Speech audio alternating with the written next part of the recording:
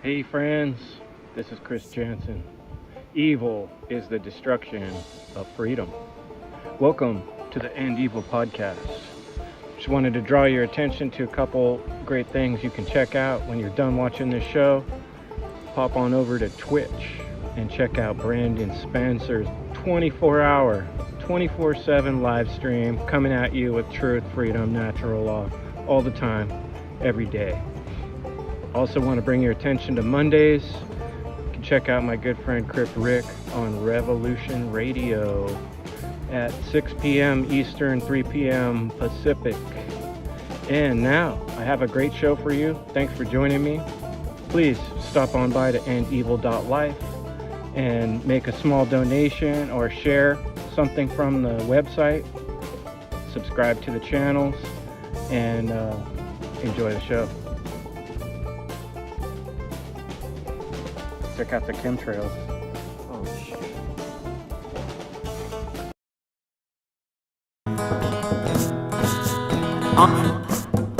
I'm in a cage. I'm in a prison. I'm in a mental prison, and a physical one at that, and definitely a spiritual one, whether that's recognized at a conscious level or not. As I wake from my sleep, the situation's got me thinking deep. Will the earth the same? And all life is an extinction. Evil creeps in your dreams. Secret teams throwing memes. And the filling in the in-betweens. Mind control for the teens. Now they got you on your knees. I'm making my way through this open maze, but I'm dazed by mass confusion. All the images that they're using. As the rest race to the tip of the top of the pyramid, the pyramid, Calling in, to this low level of spiritual awareness, such that these methods can have any effect over us.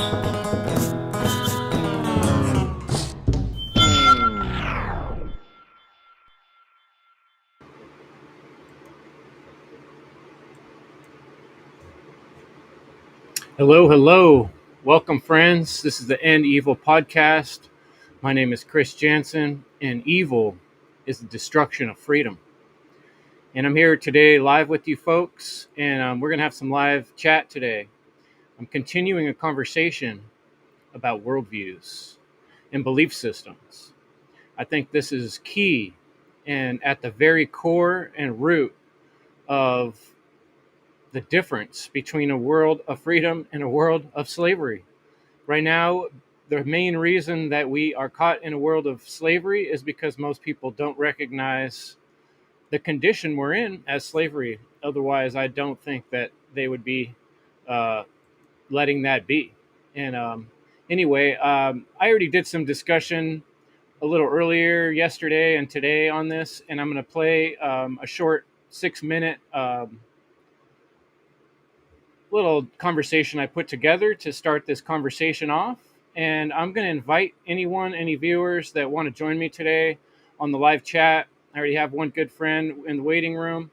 And after this short little piece by myself, I'm going to open the conversation up for you folks to chime in and share your many more than 2 cents. Because if you have real sense, you're probably the type of person like myself that is looking for better solutions and wants to see an end to evil and is just tired of all the corruption.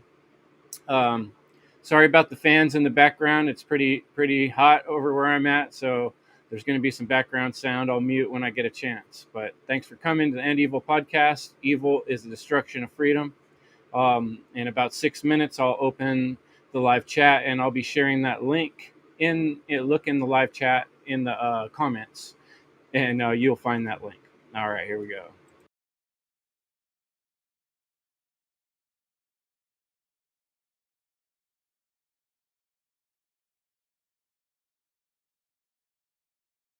Weeks ago, it was called Realigned Worldviews. Well, the original episode was called Misaligned Worldviews.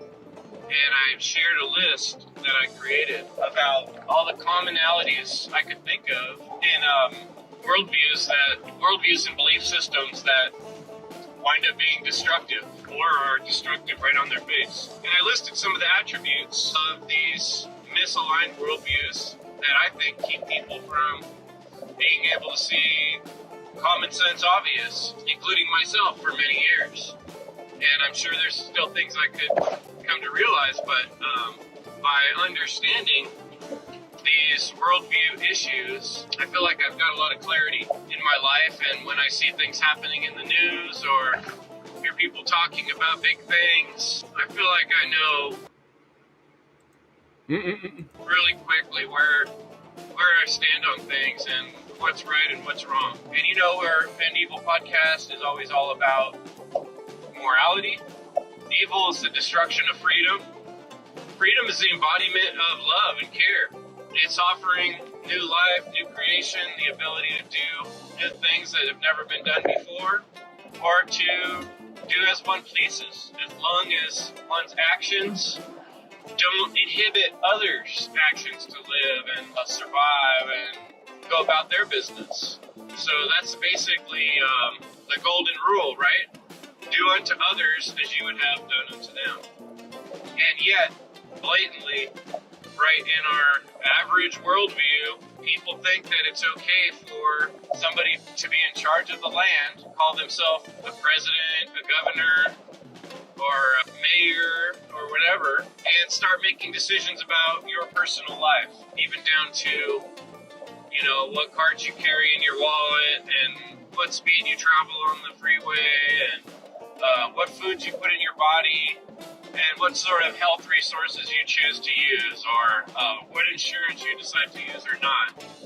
You know, these people have completely ignored that code because they're saying, no, there is no fucking golden rule. There is no common sense. The only rules of right and wrong are the rules that I enforce with my iron fist. That those of us that have the power and money agree on, vote on, and enforce, those are the only rules. Outside of that, if you want to study other rules, then that's some religion. That's Christianity, that's Catholicism, that's whatever. That's the average human point of view these days, it seems like. They really do think that there's no moral law, there's no common sense golden rule outside of their particular religion. Because, you know, I've heard a lot of Christians tell me that, you know, if you don't believe in the Bible, then you're going to hell, basically. And I don't know what they mean by believe in the Bible, but I mean, I think I know what they mean. But it doesn't make any sense in a practical sense to just believe in a whole book without, you know, especially a book like that that's so complicated, that involves so many writers and history and changes and political influence. So, you know, the whole idea here is, we had another episode with the One Great Word Warriors recently called Finding Words, Definitions, Meanings, Finding Meaning, Clarity with Words. Finding Clarity with Words is what I called it, but we had a couple of titles we were playing with. But the point is that, you know, in order to be clear, we have to agree on certain things. And where we're at in the world right now is we're not agreeing on the most basic fundamental things at all. And that is evident because of the type of subtle slaveries that are being employed by governments. Is one of the most obvious and blatant ignorance on a mass scale of morality and of the moral law of the golden rule. Anything that tries to tread over top of that or ignore that is wrong. It's just blatantly wrong. And I think a good simple example that doesn't involve death is parking tickets, especially in a downtown. You know, I've had a town or a city I grew up in. They started taking taxes out of my paycheck before I could vote in their fucked up system. So that's taxation without representation. And then those taxes were used to put in new parking meters in the downtown of where I lived. And then, you know, like one day I just stopped for 5 minutes, jumped out of my car, or less than 5 minutes, to run in a store and come back out, and there was a guy trying to put a ticket on my window. So I'm getting extortion from the same town who bought those meters and who paid that parking attendant out of money that was stolen from my pocket before I had the right to even have a say in what was done with it, even in the minimalist sense. So, as I pointed out to people, voting does not give you options in terms of day-to-day life decisions. You know, no vote ever came about to allow me to say that I don't want there to be vaccines, or I don't want there to be mandatory closures of stores or mandatory mask wearing. You know, I didn't, as long as me and a lot of people never voted on that and never wanted that. There's a lot of things I don't want that I would never vote for, that I would fight against tooth and nail if I had the opportunity. But, you know, it's not like you get a choice on most of these things. The voting is like you're voting for one evil guy or one other evil guy. Neither guy has morality. They're both willing to use your money that was stolen from you to extort you and probably kill you if they had the chance and you disagreed with them. So where's the common sense morality? Where's a common sense worldview? It doesn't exist. So let's begin the conversation. I'd love to hear your thoughts.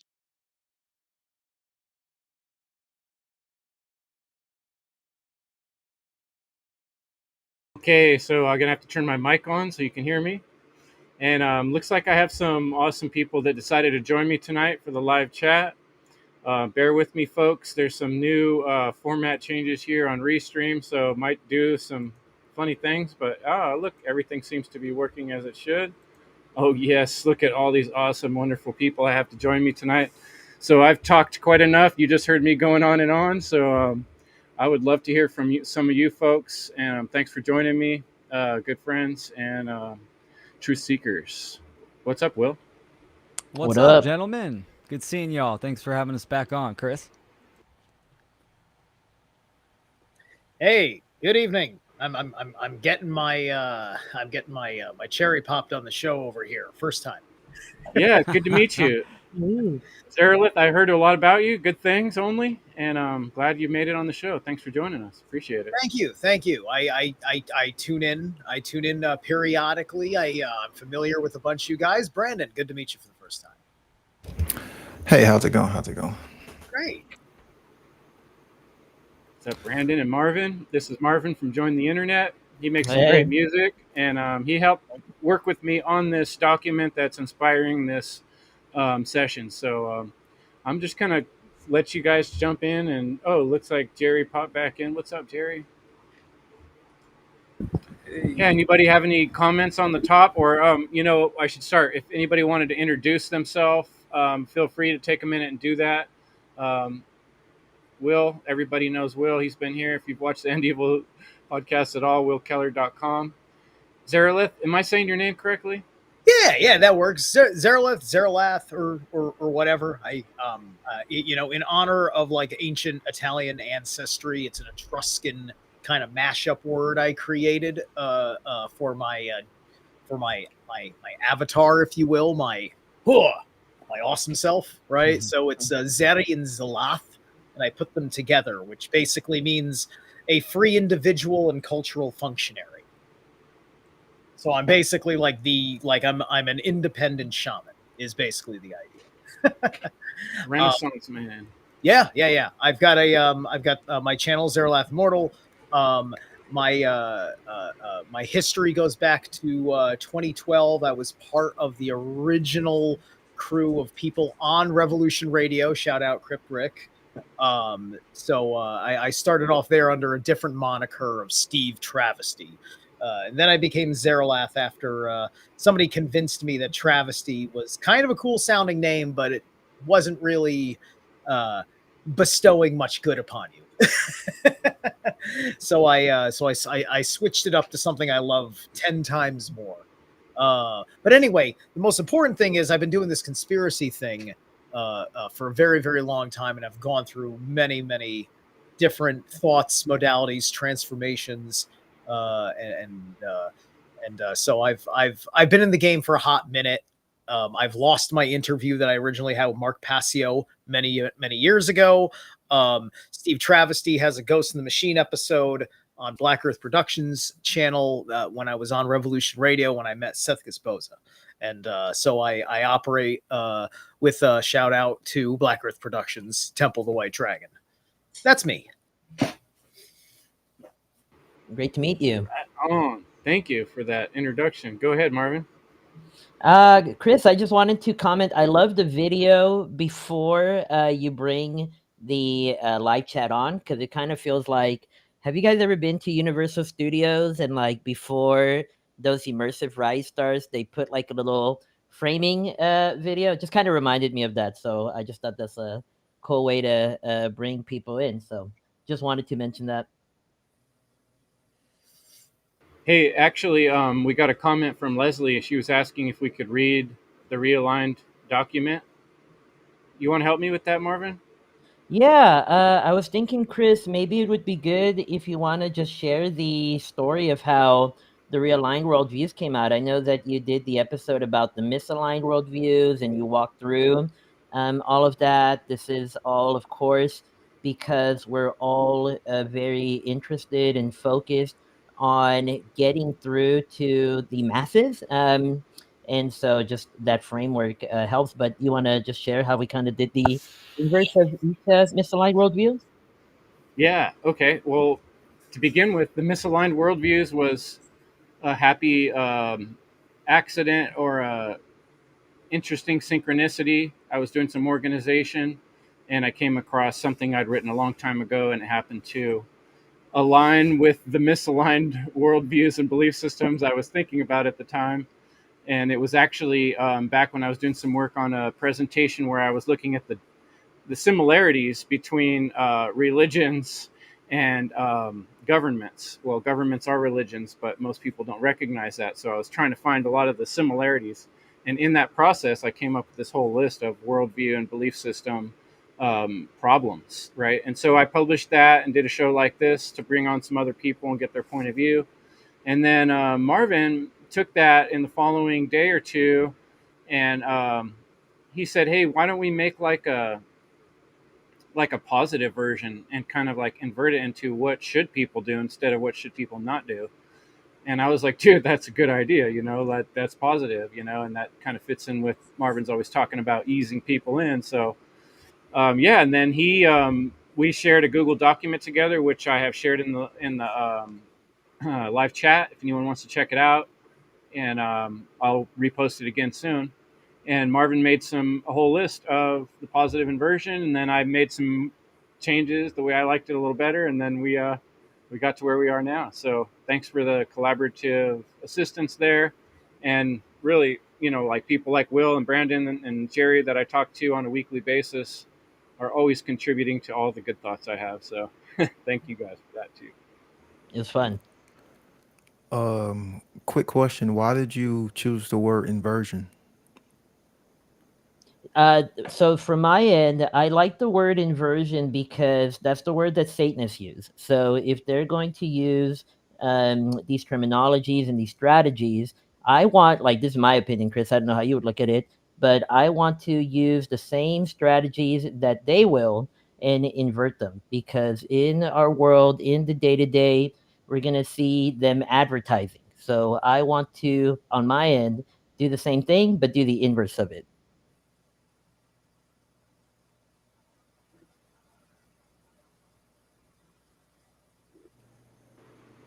Yeah, I mean, from my point of view, that as best I could see, that word basically means reversing something. So I thought, well, that makes sense. Inversion is taking something, either turning it inside out or outside in, and that seemed to be appropriate to me. Wait, does that strike you as strange, Brandon? I'm curious why that. Yeah, because it means to corrupt. And when you put positive in front of it, it kind of almost turns it in almost like an oxymoron. But, you know, that's just me. Because if something's positive and then you go the opposite direction, then you would be going negative. And that's the only reason why I had asked that. But, That's you know, I interesting. mean, yeah, you know, it's just by bringing more clarity. And, you know, we talked about, you know, words and the definitions and the meanings. And and I just wanted to bring that up. But I mean, As I understand, what you were saying, and yeah, aesthetically, I'm an artist, so I like to be provocative. I like to kind of challenge. So the idea of corrupting negative sounds interesting, actually. 'Cause, yeah, yeah. but okay, yeah, interesting. And I, I like the way you put it, as far as trying to, go the opposite direction and kind of use the same, means. But yeah, I just wanted to, bring that up because, have the definitions and clarity always brings more light to the subject. So Yes.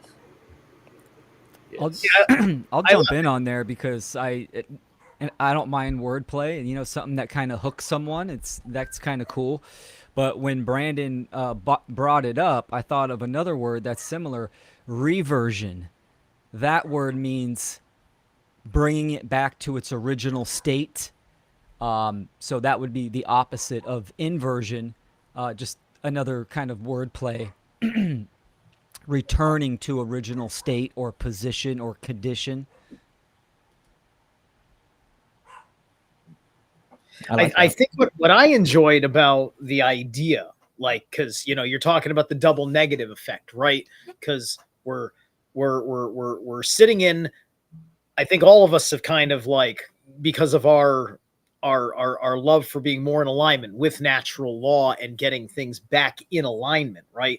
We're sitting in this theater of the absurd through the twists and the inversions that already are. So it's kind of a play on the word, because if something's already inverted, it's like if you invert it again, kind of like Right. mathematically, it flips it back, and it's like psychic judo, right? Yep. Because you're using the enemy's power against them, because, oh, you've turned my 6 into a 9. Oh, look at that, I can flip it back into a 6 again. F you. Right? Yeah, and it was kind of cool for me because I started it off with misaligned worldviews, and that often this whole thing kind of points to the perspective of one of the troubles I see with trying to teach natural law, or trying to teach and come to better understand my self morality, is that most of the world is just looking at this whole subject matter from such a vastly different perspective. It's easy for me to get critical, especially over time. We've all watched Mark Passio and how frustrating it must be to try to talk to people about something that seems really obvious and have them continually not understand what you're saying. So I do find myself often becoming somewhat critical of those out there in the world that are completely oblivious to these things. And sometimes I speak a little bit more pessimistically, or in a negative manner than I would like to, knowing that that doesn't always help the people that I'm trying to speak towards. All that to say, when you said, "Hey, let me rewrite it as realigned," that to me seemed like, oh, why didn't I think of that first? Why did I think of it in the more negative sense? But not to Right. say one's better than the other, but Two sides of the same coin. Well, what do you yeah. think, But Chris? Do you think a good approach to dive in is to maybe just read one and then the opposite, or how would you? What would you yeah, think that's is a a great good? idea. Let's start with the first one. I'll read misaligned, and then you read realigned. Okay, cool. The misaligned worldview for number one was repetitive, ritualistic habits done automatically, regardless of other factors or extenuating circumstances. And then the realigned version is engaging in rituals and habits mindfully, considering their relevance and meaning in the present moment, goals, etc. Maintaining awareness that any ritual or habit has the potential to harm individuals, groups, or nature, being sure to respect the inherent danger when mindfulness is not employed. And, rituals to me are as benign as, brushing your teeth in the morning or having breakfast and things like that. So I think any ritual or habit can quickly um, become harmful if we're not mindful.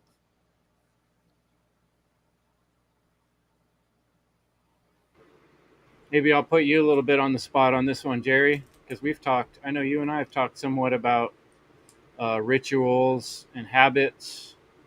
and good ones that we want to do more of, and bad ones, and that's something that comes up a lot in autonomy as well. What do you think about that topic, Jerry?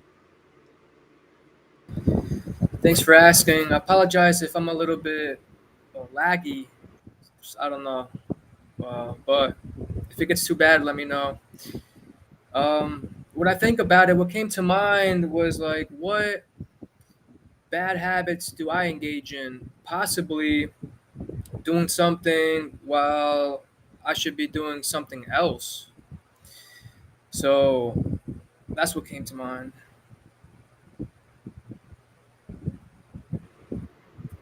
Yeah, like valuing your time, prioritizing it for. Yeah, I mean, an example is like I go to the gym every morning. So if I decide to spend an extra hour there while I should be working, then I'm not really aligned to my goals. I'm just sort of, I guess, wasting time. So it's like a balance is needed. What do you Like think? many people of my generation, I was in a bad case that was instilled in me in early childhood of just like the TV shows, the junk food, and everything like that, and it becomes that like that excitement of getting done with what the world wants you to do, so you can get to what you want to do and dive into all your pleasure centers of the brain, entertaining yourself with the video games and the cartoons and the everything else.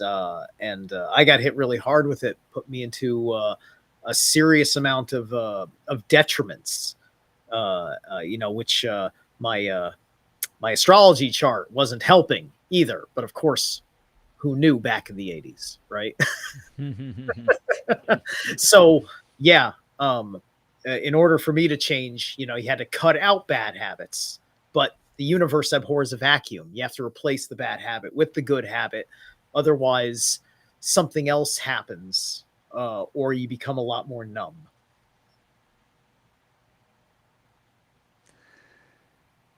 Yeah, I'll jump in. I see these two worldviews. It's really about becoming conscious, right? Becoming the active observer in your life. You could see the misaligned worldview as someone that is mindless, and the realigned worldview, mindfulness. So, observing your daily habits, this is actually a really great question for someone to ask. What are my rituals?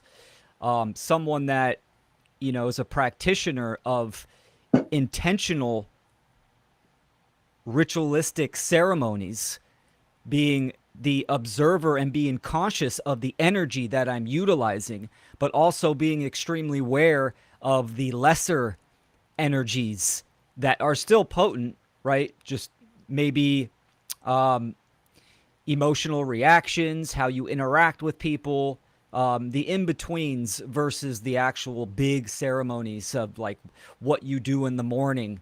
So the lesser or the greater. But this is a question that you could ask people, right? When you ask someone like, hey, what are your rituals? Number one, they're going to have that, pre-conditioned perception of ritual itself. And then a lot of people haven't even considered, and they're not that conscious observer in their life where they can tell you what their habits are. And this is what we're doing. What I'm trying to explain is bringing that mind, that eye, that awareness into the light of knowing what you do on a day-to-day basis. This is, the process of getting to know yourself, mindfulness instead of mindlessness.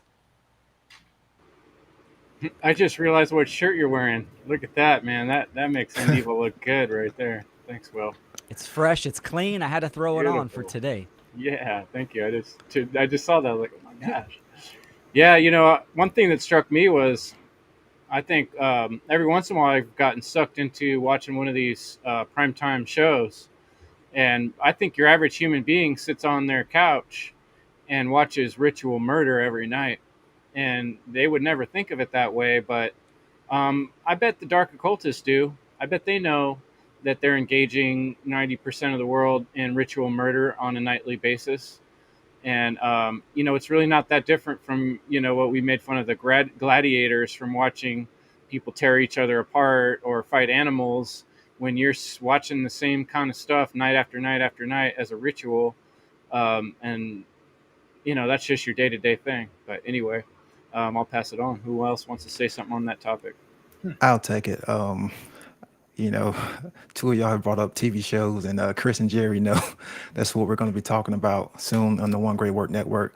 But yeah, as Will was talking about, these unconscious patterns that we are not aware of. And I know a lot of us talk about, living in the present moment now and being aware and learning to observe and just not react. But through these means of repetition and these patterns that we aren't aware of, we start to build our lives, based on that unconscious pattern.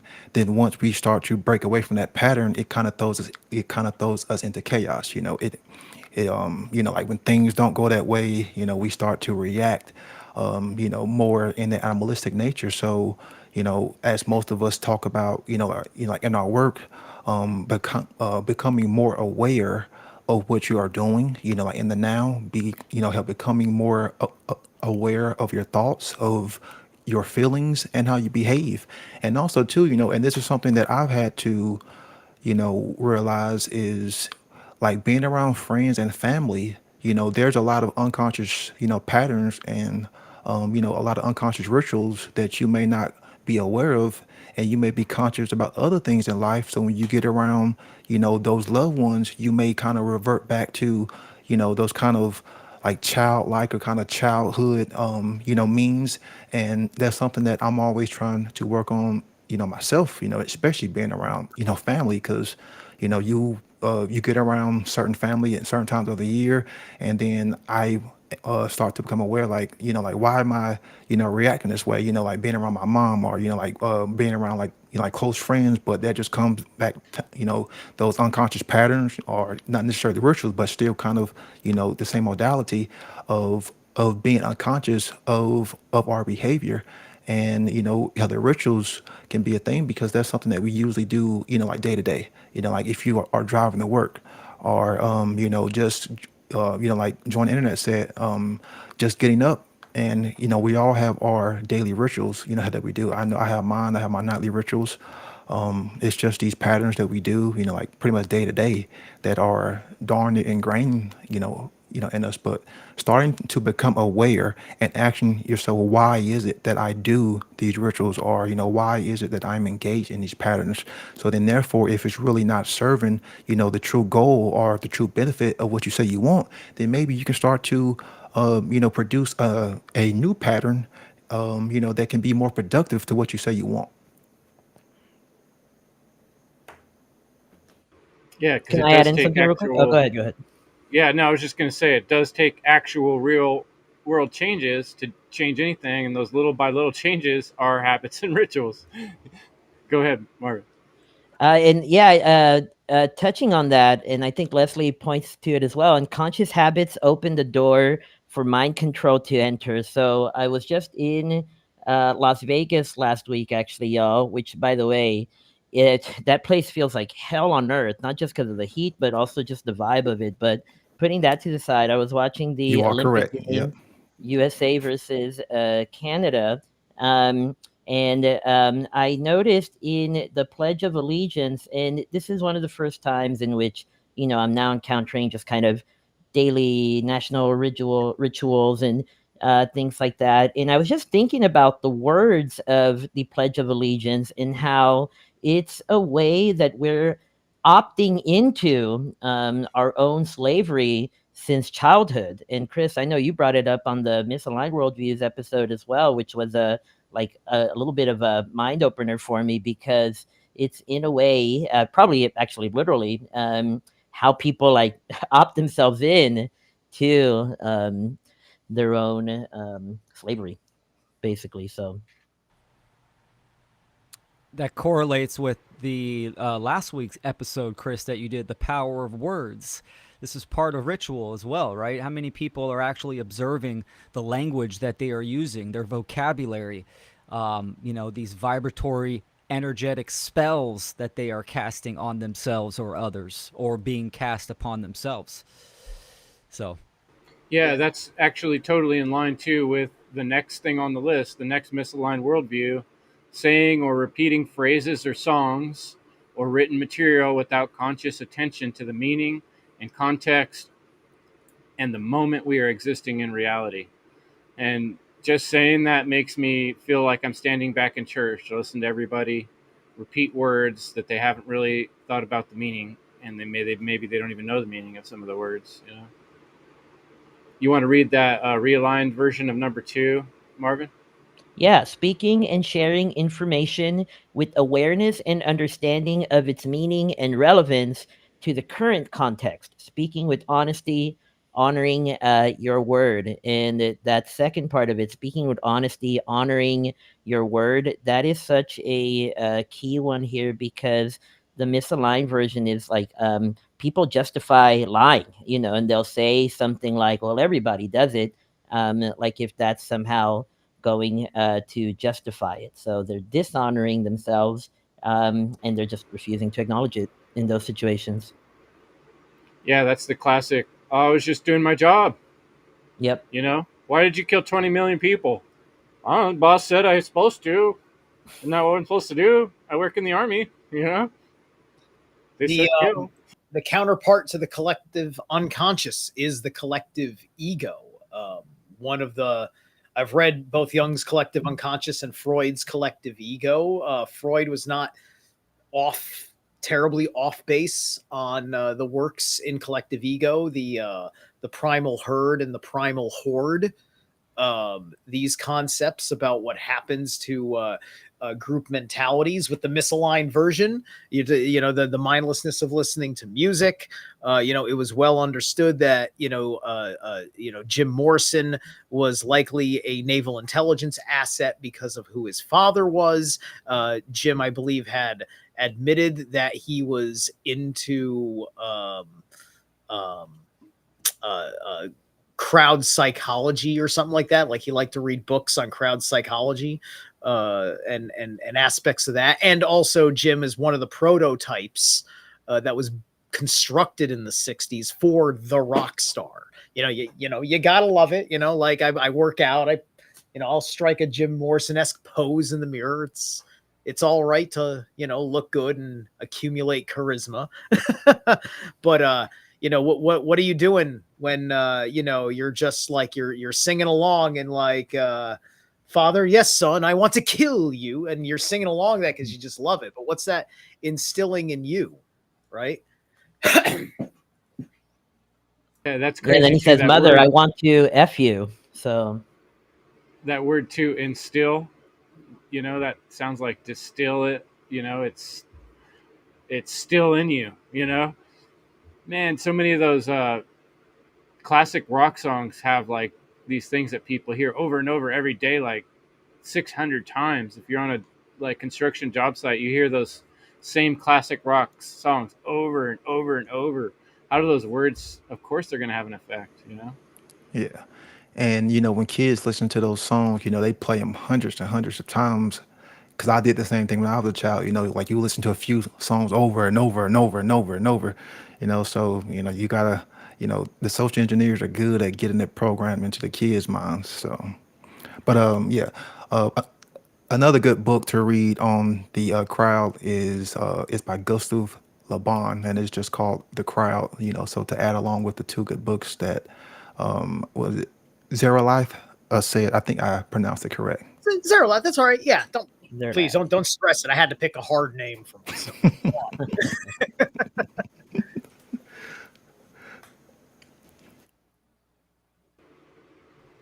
Yeah, those the other aspect that occurred to me, what you were saying, Brandon, I've looked into hypnotism before, and hypnotism, a huge part of hypnotism is repetition. Yeah. And like even if you were going to try to hypnotize yourself. A big part of that game would be repeating phrases to yourself, programming, right? Yeah, which we all can be using that same method to reprogram ourselves. That's something Yes. that I've been using for at least 8 years. Is repeat, repeat, repeat, repeat, repeat, repeat, repeat because it works. The social Mhm. engineers use it, so that is a good way for us to learn something new or to learn new modalities. So that's something that we all should be incorporating. It's repetition, but use it on the more positive means and not as a means of indoctrination, but use it as a means of actually learning to actually get a definitive knowing. Like when it comes to natural law, constantly go back, to the source material to where you actually know it and not just believe, or you're not just, you were just not repeating what someone else is, said. You got to get it programmed into your own, subconscious. So that's something that I constantly, use, help myself as far as learning because it works. And being aware of those catchphrases that we all say we get stuck in. Like if you're working somewhere and everybody says, "Oh, thank God it's Friday," and Mm, you catch yourself just saying it, and then you're like, "Why am I even saying that?" Like stop and think about the words that are coming out of your mouth, and do you really mean them, or are you just saying them because other people are saying them? Because some of these words can be very destructive when you say them over and over.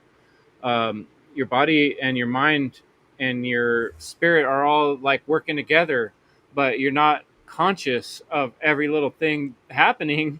um, you know you don't Right. tell your body like always when to burp or when to fart. Like it tells you, some of these things. So when you're just putting out words and programs, it's just doing what you're telling it. It's working towards what you're saying. So if you're programming it like terrible things, it's starting to sink in. It's starting to instill itself into your organs and your tissues. I've removed like a lot of new agers. They do like Grand Rising. I like Grand Rising, but I've removed Good Morning from my vernacular because why should we start the day with sorrow? Why do I greet you when the sun mm. rises with the sorrows? The sun has risen. The life affirming light of the world is hanging out for a few hours. I'm pretty damn happy about it. So I'll say good dawn, or Grand Rising if I'm like gonna Leo out a little bit for the day. You know what I mean? But it's more gentle on the good dawn. So that's all like vernacular control. And of course, mantras. Anybody doing meditation, right? Like it means something on a deep primordial level if you're Om Namah Shivaya like all the time, right? And you do it 108 times. Each time you do it, it activates an energy center in your you have the 108 energy centers throughout the body, right? And so when you do 108 of a mantra, that mantra activates every single one of those The energy centers, meridians. right? Yeah. Those meridians. Thank you. That was the word, Hmm. right?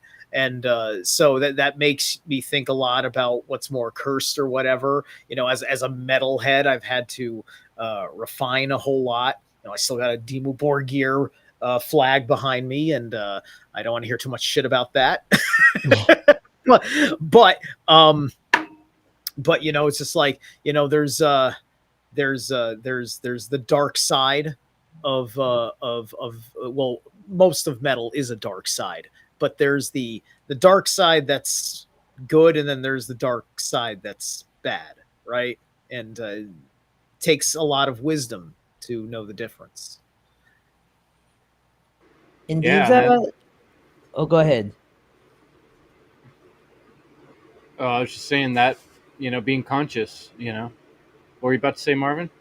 Um, on the topic of mantras and just kind of, I guess I'll just say like little chants that I think people do in their lives and they're not even aware of them. Like, I've tried to invert those as much as I can to wherever there's actually seems like secretly negative. Like one of them, for example, is people say, "You're welcome," after you did a favor for them and somebody says thank you. I've actually started robbing from Chick-fil-A here, and I say my pleasure now because I want to actually convey that it's not a like subservient servant dynamic. It's my pleasure to help. I'm happy to help. So I stopped saying you're welcome. I now say my pleasure. That was just a little thing I noticed that I actually like. And instead of thank you, I more often now say I appreciate you. And that one just came from, I hear people say it, and I just thought that really conveys it more. I appreciate you. You did something cool, and I appreciate that, but I appreciate you for that. So these are just like little phrases and words that we use in our daily lives. And there's nothing wrong with thank you or you're welcome, by the way. So I don't want to paint a I negative picture of those phrases. I But like using the word, I like saying my gratitude. And I'm very big on a lot of things, putting the hand to the heart to say like no, seriously, from the heart, my gratitude. And then one day Balder will be risen and it'll be, oh, that was the last gratitude. Those are good points. This goes really well with the first realigned worldview, right? What we're talking about, because you have the intention, the mental marker, and then you add it with the vibratory, the voice, the vibration and energy, and that is extremely powerful. Unfortunately, in the modern age, right, with everyone so conditioned and programmed, words don't have that intention behind it. So, words like, oh, I'm sorry, or even thanks, right? It doesn't have that intention or that energy. So these words be taken for granted or they don't have any meaning. And the last line, speaking with honesty and honoring your word. I remember talking with my grandpa when he was alive, and he was a farmer, and they didn't do contracts because their word was their bond. Bond means to bind. Yep. Just speaking it, I will do this and you will do this for me, or whatever the verbal agreement, you had that integrity and you stuck to your word. You followed through. If you say something, do it. Act on that. And, nowadays there's just the relativistic mindset and the egotism and, the dog eat dog world. That integrity and that honesty is lacking in a lot of individuals, right? Especially that first stage of really doing the shadow work is being honest with yourself. And this applies to how you speak and how you act, right? And how you think. Yeah, I think you really see it if you go somewhere where someone has a public service type job and they say the same thing over and over. Thank you, enjoy your ride. Thank you, enjoy your ride. Thank you, come enjoy again. your ride. You're like, you don't really care, do you? You know what I mean? You're not really saying thank you. So I think that makes a lot of sense that you put the intention behind what you say by adding that extra little bit of creativity, thinking about how you say it and not just saying it the same. Let's see. Let's check at number 3. And I think this is kind of pointing in the same direction of how we express our creativity. Expressing our creativity is great until we use it to coerce or scare people. So, number 3, misaligned, wearing costumes, outfits, decorations that intimidate, purposely separating and dividing humans by class, position, gender, or age. And then the inverse, encouraging others to express their creativity, appreciating all kinds and types of free expressions that do not harm others. If uniforms are useful for distinguishing oneself or a group of individuals, do so for the purpose of helping others. So, what I kind of tried to capture with this one is that I think there are times where a uniform actually is necessary and helpful, just on a purely utilitarian level. If we're out somewhere, I think we'd want to know if there's someone who intends to help others medicinally, for example. So I can see the value from that side of things. It just boils down to the intent behind that. And often uniforms are used to dismiss other perspectives and harm others. So, COVID, anyone? COVID as one example. So, I mean, it's also like uniforms themselves ought to be restructured because, you could do major presentations on the de-occulting of the symbolism of uniforms, why you have the certain star shapes for certain officers, the certain badge insignias for certain officers, different stripes, and all the kinds of information that can tell you. And is that being used for mind control? Is that used for accountability? So you have a sense of their history, but then again, like, does it show you the mark for where he screwed up as an officer, or the mark where, well, he didn't get in trouble, but just letting you know he had to kill a guy, right? Right? What's the mark? What does it all mean? What's it telling you about this person who has made some sort of an oath to a duty that you don't want to be out of alignment?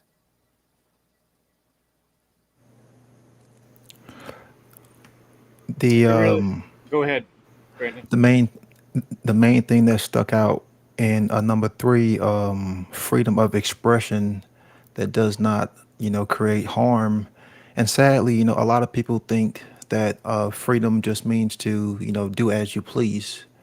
And that's not what we are talking about. Like when we're talking about freedom, we're talking about, within the parameters of right and wrong, within the guidelines of natural law, so you're free to do as you please as long as it doesn't transgress against someone else's, property rights. And then you have the creative, outlet, the creative expression. We all should be creative, but sadly, a lot of people think they are creative, but they're just falling under cult indoctrination or collectivist mentality. So it's not a real form of authenticity.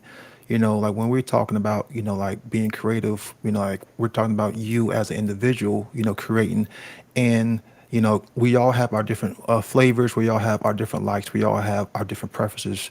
So that's how we use it as a means to outlet, to kind of share our experiences, share like how we feel, as a means to help express. And like we are all trying to teach help our natural law, and we all have our own unique ways of doing it. And that's our creative outlet. So it has to come from a conscious individual understanding, and not an unconscious collective cult indoctrination, which would lead to the whole uniform part too. Well said, man. I love that. Yeah, uniform, the definition of uniform is only having one form. So how it's used nowadays, right, is to identify one's ideologies. You look at the military and the police, even schooling with school uniforms, right? It's all to atomize, to mix them all together into one form. So I see a lot of, Homogenize. yeah, exactly. How about universe, the one thing that we say? Yeah, for sure. Unity, right? But that comes down to the understanding. Like we do have a true unity, and that we're consciousness alive, having an experience. So it really depends on the actions that are involved, right? If someone has a group or organization and they want to have some kind of matching uniforms and stuff, so be it. I mean, if that's how they want to express themselves. But what are the actions? Will's wearing the End Evil shirt. Exactly, for sure.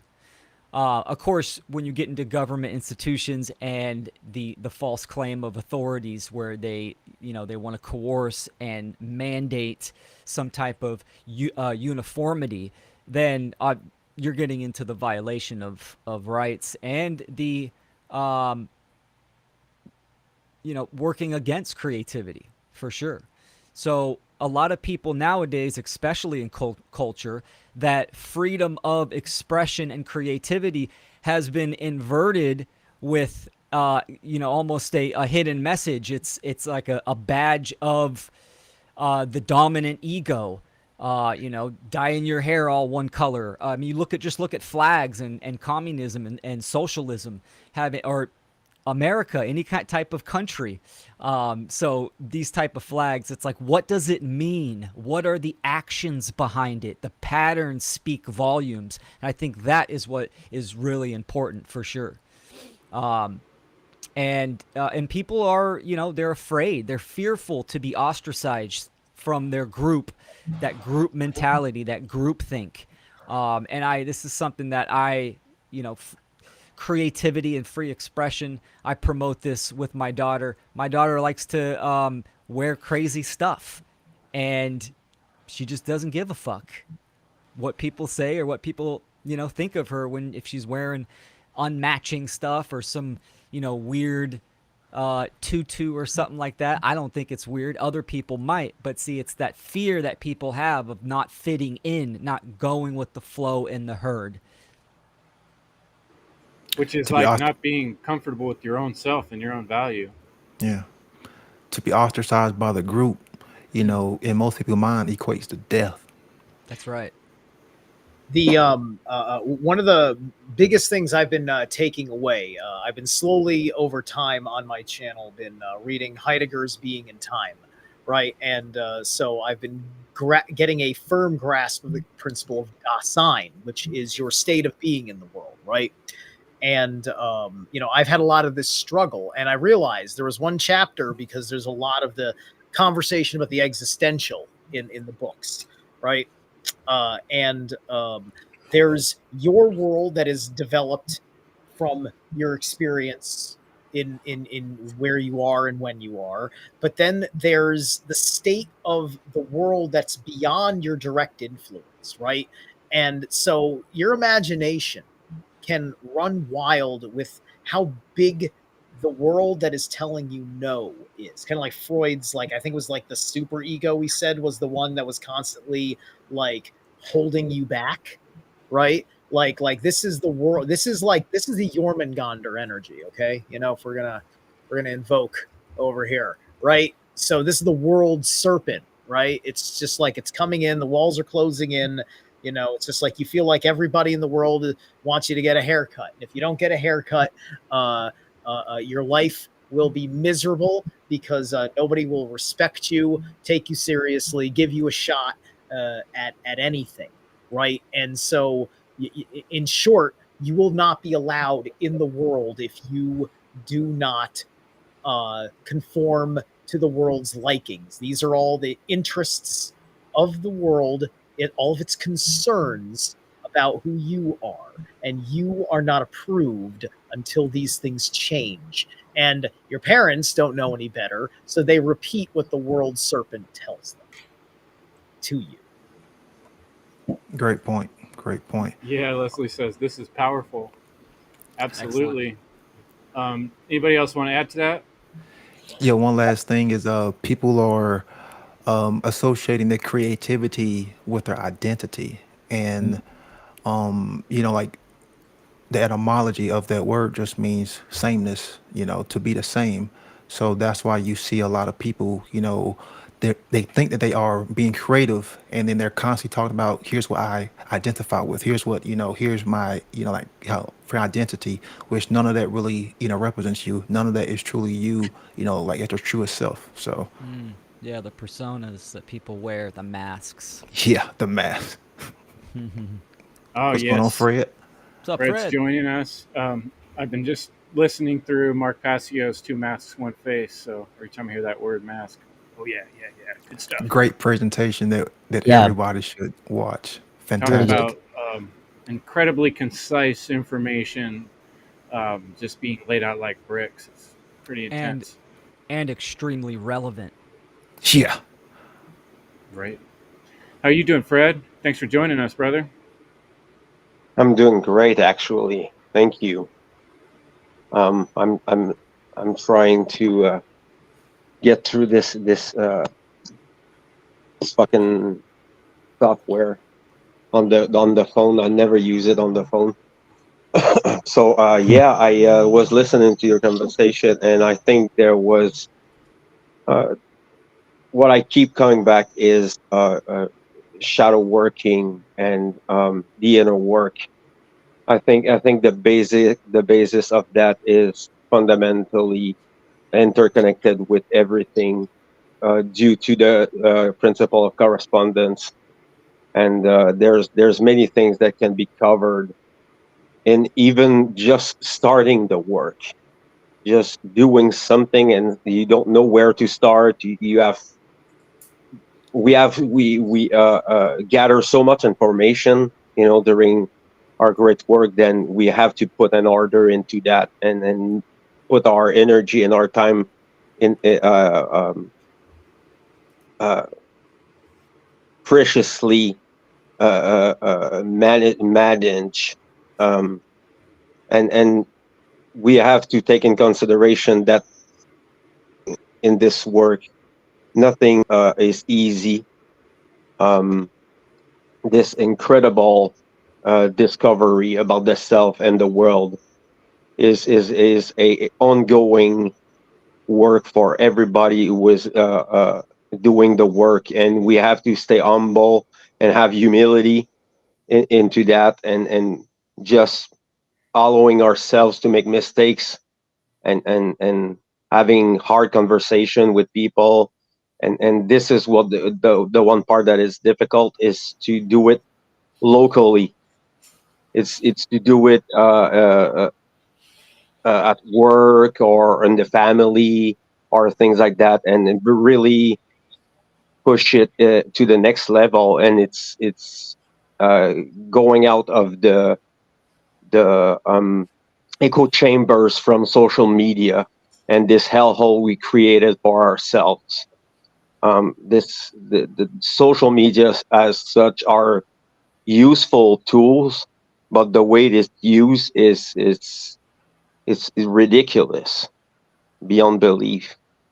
Um, I don't want to take too much of your time. Thank you for having me, Chris. Thank you, Fred. Well said, and it ties in so well to what we're saying about intentionality. All of these, each of these topics we're talking about, your intentions are so important. And when you are conscious and have done your own self work, then you're not going to get so easily sucked into the group think or the words that other people are saying. Number 4 of the misaligned worldviews was gathering in crowds, using the team spirit or mob mentality to confuse, awe, or shock groups of people, especially to convince. And then the inverse, foster group gatherings that encourage critical thinking, mutual respect, and individual expression rather than coercion. Be sure that all groups or gatherings are only bound by natural law principles. Let every individual retain all right to choose for themselves and not be drawn into any obligation by membership or association.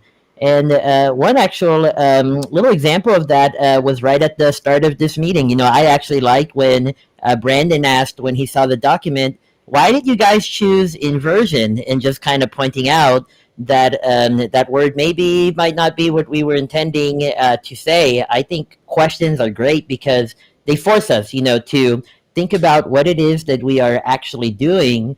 And questions in groups can often be discouraged. And I think it's Yeah. because, questions can make people kind of, I don't know, just kind of tense up, almost. And so I've talked to Chris before about what I call perhaps an unfair speaker's responsibility. And that unfair responsibility is that the speaker, has to be able to express their ideas, stand by them, but also welcome questions, because if you don't, then people lose trust, people lose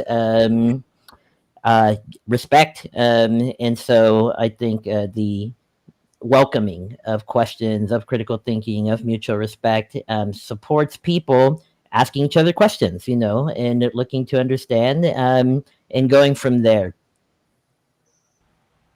We absolutely have to go out of our comfort zone. We need to do it. It's not like it's an option.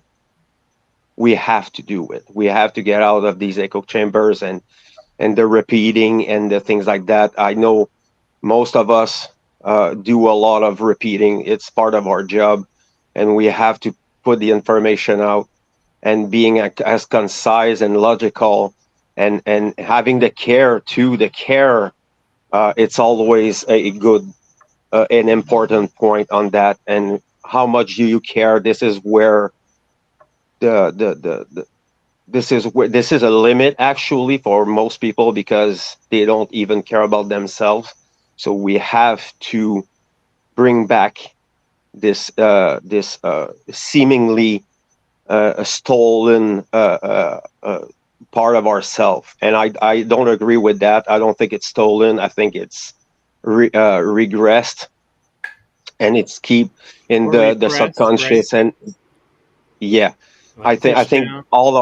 all our powers are dormant because of where in how the condition we are living and the food we take in and the air and every factors, the psychological, emotional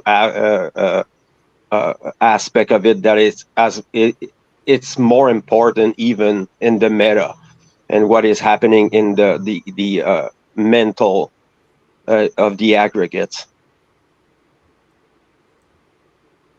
Yeah, and it's really common when people don't have that self-critical or self-observant, um, just to kind of what everybody else is doing. There's a lot of pressure. There's just a general peer pressure, and you don't even really feel it until you're going against the flow. And so it's hard to point at something that someone doesn't isn't aware of. Like how would you find something if you weren't looking for it? You know. Any other thoughts on how this goes with crowds, mob mentality, the group spirit, how people are Yeah. swayed in groups? I'll jump in there.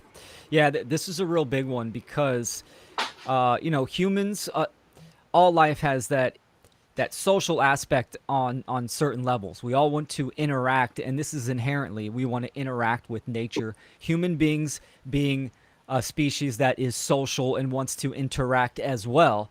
Nowadays, people call it, the tribal mentality. The problem is, like stated in the realigned worldviews, the natural law principles, first principles, that morality, the foundation isn't there.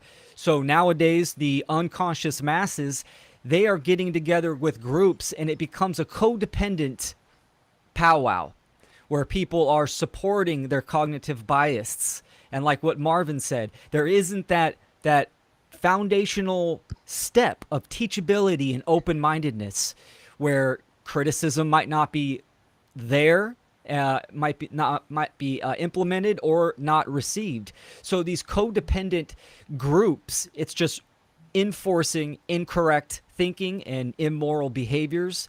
And it's really it's putting consciousness in a box. It's a limiter. And I have no problem with people coming together. And, I get along with all different types of groups of people and awareness. But the first principles, that is the foundation, the foundational layer that must be there for really any type of group to be moral, open-minded, and to evolve by whatever means that group is trying to go for. And even on the algorithm, we see this on the internet, right? Where you got the consolidation of like-minded individuals, keeping them in a box of awareness. So it's a slippery slope. Will, you took the words right out of my mouth because without principles, whenever you have any group dynamic, that group dynamic can always be led astray. But see, when you have principles and those principles are adhered to, then you have a means and a reason for accountability and responsibility.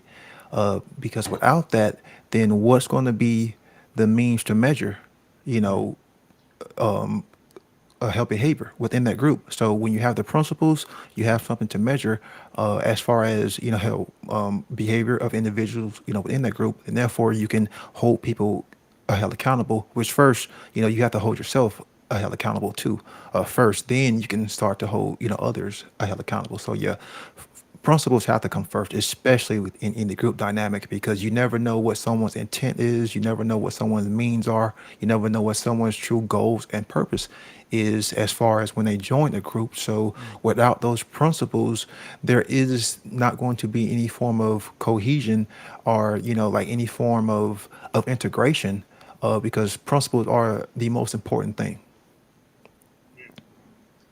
One of the things that I find interesting, because I've been quite a networker, right? And I've run with many different groups, and I've learned a lot about the fact that a lot of these guys, those groups, don't operate from core principles. They're just like-minded friends, right? They're in it because of certain common belief systems, a certain kind of conversation they like to have.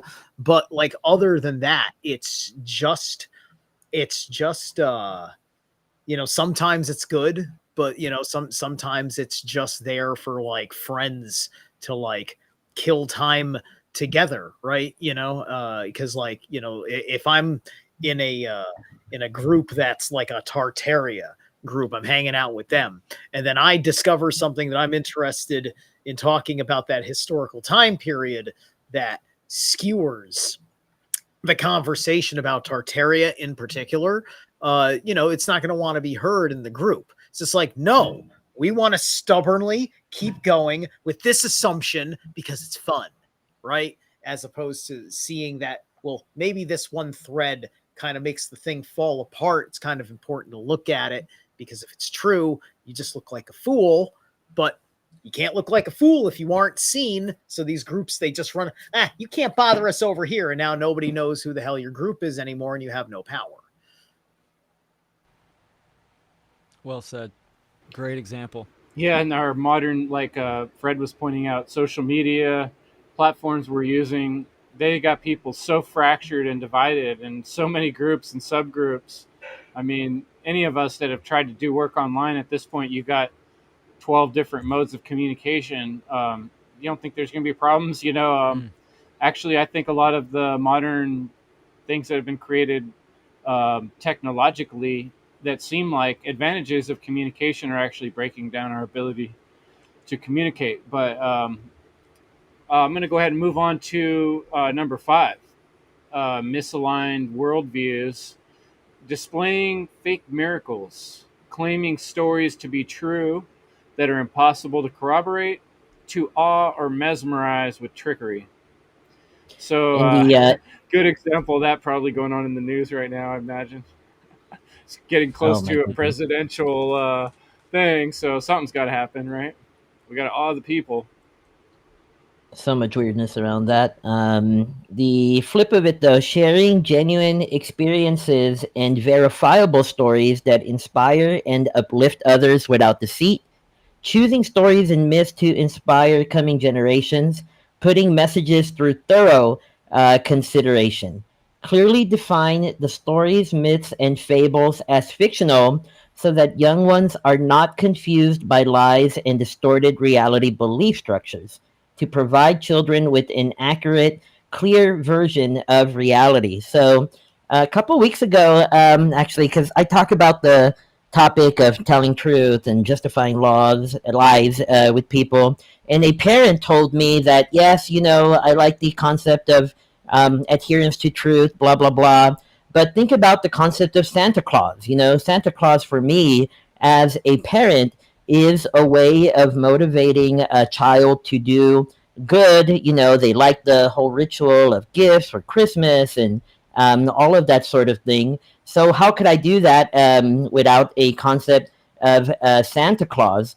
And to me, the answer was obvious. If you're going to use Santa Claus, just tell them that Santa Claus isn't real. It's fine. Like, we have fictional heroes, we have fictional characters, we grow up with that even as children. So you don't need to trick a child into thinking Santa is real. And by the way, even better if you can motivate your child to do good through teaching of morals. But let's just pretend that they need Santa Claus. You don't need Santa Claus to be real. You can have a concept of a Santa Claus while teaching your child from early on that it's a fiction. And it's trauma. It's trauma. You actually traumatize your child because Yep. like the kid looks up to you as a steward, and the kid trusts you. Then it finds out you've been lying to me. All these years. You're traumatizing your child. Yep. We call this ontological shock, right? When Mhm. a proof of the world reveals itself and it shatters your paradigm, right? This is ontological shock. And so you have to completely reassess who you are. Like I have, like I said, I'm reading Heidegger, right? That gives you your awareness very much like it's very subjective awareness, right? It's very much like my hands, the objects in the room itself, the distance between them, and what is most available to me versus what takes effort to bring to me within my scope of reach. And then you've got Ayn Rand's epistemology of objectivism, which is kind of like the other side of the equation, where hold on, there's 6 different sides to this item in my hand. There are 6 different angles in which I can understand this subject right here, right? Because you're taking it from outside of just your subjective single point of view, and then you're finding reality by like kind of hallucinating the truth between those 2 filters of reality that we perceive. Mm.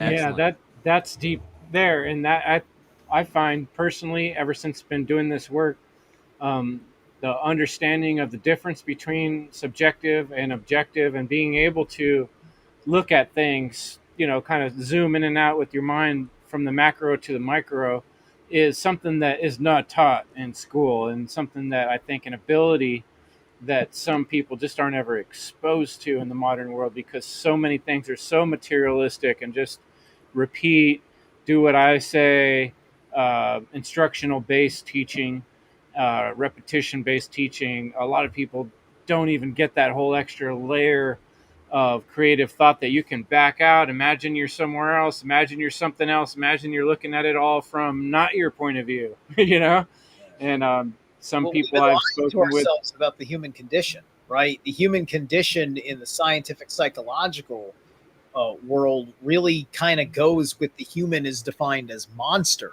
like motif, right? We tell our children Santa Claus is real because we don't believe they would do good without that creature. And we believe this because somebody told us this is the human condition and this is a Yep. healthy way to introduce your child to a god, right? What the fuck is Santa Claus? Santa Claus is every bearded deity wrapped into one for its winter solstice seasonal motif.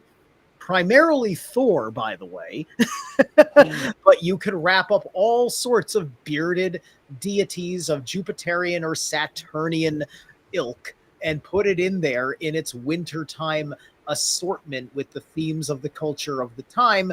And this is really where this figure of our winter solstice comes from, that we couldn't quite tear away, but we could completely water it down, like the way we turned the Celtic gods into leprechauns. Yeah, I have a really easy solution there. Just don't fucking lie. It's simple. Yeah. Of course. That's But the right. thing is, it's such a great way to sell candy Right. and toys. You guys are Um, touching on good points, and Chris, you touched on exactly what I was going to bring up, and first I'll start with a quote by Michael Elner. He's a very well-known hypnotist. He said, "He who controls the paradigm is God." And this is obviously about, perception management and influence. And one thing we lack in the world nowadays is that philosophical, allegorical, symbolic archetypal, metaphysical mind. Really, that's at the heart of pattern recognition. And that creates a whole lot of problems, right? One thing we can see, even within the freedom truth community, when an event happens, it's that quick dopamine hit of being the first one to, drop the theory, the conspiracy theory. This is what it is. This is what happened. Go left field and right field. And I'm all for speculation, but within minutes or hours of an event, you already have a conclusion, and this is what happens. That's not stepping into critical thinking, right? Where you're applying the trivium and gathering all the grammar. And then even then using your words of my opinion or speculation. It's that cognitive fortitude that people grasp onto. And the subconscious mind, everything's real for the subconscious. This is going to little kids and Santa Claus and monsters under the bed. It is completely real to them. So when they get that shock, it is absolutely traumatic. So I think a rich moral culture that is free will have also a rich culture of mythology and stories as well, because that's the power of the mythos. It does have that philosophical, allegorical, symbolic aspects of the mind, the left and the right brain, and it's incorporated in our evolution, our story, the story of nature, the story of truth. And this is why a lot of the mythos are from thousands and thousands of years ago and are still here today, and are powerful examples if understood for self-development, knowledge of truth. Yeah, we were hitting on that too. Will, Zeralath was mentioning, like with the uniforms, with the stars and such, there's so much symbolism embedded in all these authoritarian structures in place, whether it be flags or the hats they're wearing or the costumes. So we have to become aware of what symbols mean and be more familiar. That's part of the number 8 that we're going to get to. One of the occult powers out there is that symbols are like words times 10. They have massive words packed inside of them, and they can be used to affect our minds. So we have to understand symbology and understand what symbols we're using and putting out there. So number 6 on the misaligned list, misaligned worldviews happen partly because people are trusting or using ancient as a means of authentication, or by popularity, believing in mass that something is true because we all know of it and it has been around for a long time. Then they incorrectly justify that therefore it must be true because it's ancient or because everybody else believes it. And then the realigned version is evaluating beliefs and traditions critically, understanding their historical context and relevance, and accepting or rejecting them based on evidence and reason. Practice objectivity and recognize things that cannot be known for certain. Prioritizing the concepts and ideas that can be garnered so we as individuals and as a society can more quickly adapt and adjust. One of these pivotal moments for me, and Larkin Rose and Keith Knight actually were, I think, pivotal to helping me flip this in my head. But I hear often about the idea that slavery has always existed, so every institution is always going to be corrupted, and people are animals, so their nature is dog eat dog. Like I was trained on that. Like that's something that I grew up believing, and for a long time, like in my early 20s, just operated off of that belief. So like in my career, for example, I'd be the person that justifies like lying or manipulation because it's a dog eat dog world, so I need to do this in order to move up in the world. And so I realized though that that's not true. Even in our like day-to-day lives, none of us here operate on a dog eat dog basis in our daily lives. And so that just realization was, I think, key for me, because what I realized is it's a way for powerful people to get away with doing evil acts, since other people will just look at that and go, well, it's a dog eat dog world. So, and it's always been this way. So it's always going to be this way. And yet, the truth of like pivotal inventions, for example, has been that they didn't exist up until the moment that they existed. And once it existed, it's a part of life, the light bulb, harnessing fire. Um, Prior to that, somebody might have said, oh, well, there's no way that we can use fire because it's always been this way. We can't use fire. And yet now we're harnessing fire. So I think this belief that slavery always has to exist, that people will always be corrupted, that it's a dog eat dog world, I think is one of those, is an example of that, where once you learn that that's not true, you can't really unring that bell, because you just see how that's just been wrong the entire time. I can share a little part there. When I stumbled upon Mark's work, I wanted to test the information in order to understand it. So what I did is align myself with these principles by understanding them, and I'm telling you guys, the natural laws and all the occult knowledge are very powerful, and they're life changing.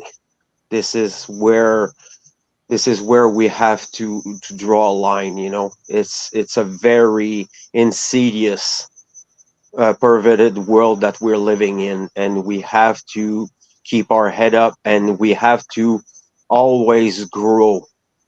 This stagnation condition is everywhere.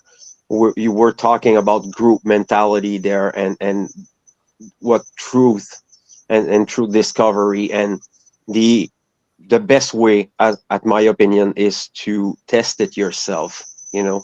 Bend it a little bit. You need to fucking dive right into it and go through all these because there are steps, and why do I talk about shadow work a lot? Because it's interconnected with the principle, the hermetic principles, and how to slow down the swing.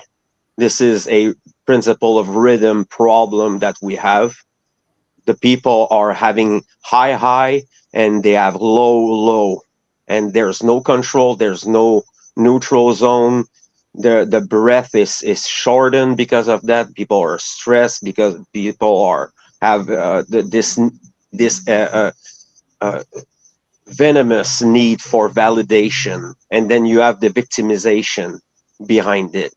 The victimization is everywhere. You have people with heavy Stockholm syndrome, and even us as humans, as brothers and sisters, we are keep on fighting against this programming, and it's changing all the time. So we have to move on. We have to go further and explore this information. And when it comes to truth, well, nature is truth. So you don't have to go far, to observe it. You just take a minute. You stop thinking about all this craziness that we're living in, and you can see it right there. You place yourself by the window, and you can see it. This incredible world that we're living in. It's not all black. There's beautiful things. There's beautiful people who are working hard to make this world better, and this is where we have to put our energy in. Yeah, I think, Fred, one of the ways people really can do that, and my advice is try actually listening something, taking in some information that you disagree with up front, and listen to it and sit through it. You don't have to agree with something to listen to it, and it's a good practice to be able to listen to something and take something in that you don't necessarily agree with, and just let it sit and see where it goes. That will give you advantage. Don't be afraid to have, to listen to information and hear both sides of things. So that would be my challenge for people to work on not falling for that trick of just believing something because it's old or everybody else believes it. Jerry, you've been kind of quiet. You want to pop in on anything before I move on to the next one? I really like what Fred said, and something that I was thinking of was we might talk about problems because people need to be aware of them. However, I do think that there's still the possibility of freedom.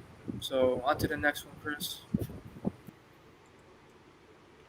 Yeah, I mean, the sooner we're able to